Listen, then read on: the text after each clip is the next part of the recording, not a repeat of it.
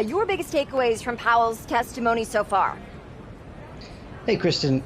When it comes to monetary policy, it's all about reading between the lines. Officially, the Fed is staying the course with near zero interest rates and the current level of asset purchases. But Fed Chair Jerome Powell did make some comments that could give us a sense of which direction Fed policy is going.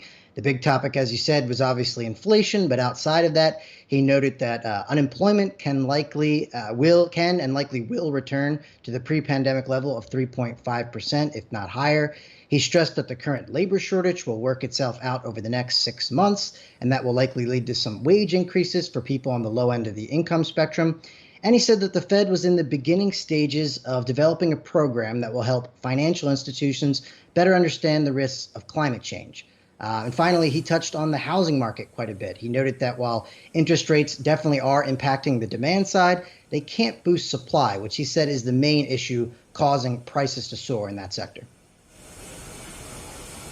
So I'm just curious, Alex, we know that Powell has pushed for a government-backed digital dollar, and we know that they're going to be putting out a research paper this summer on that. Did Powell provide an update on anything related to that today?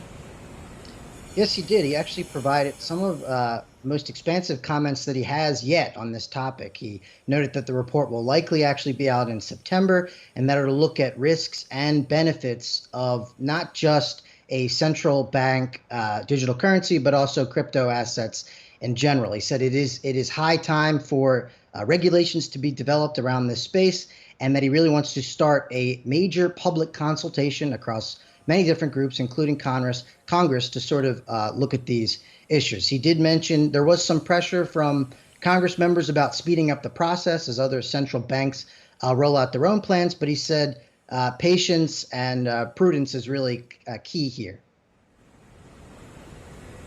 How would that impact the role and really the emphasis on cryptocurrencies like Bitcoin, Alex? I mean, we've seen they've lost half their value just in the course of a few months. If we do see a digital dollar, does that basically evaporate their relevance in today's world?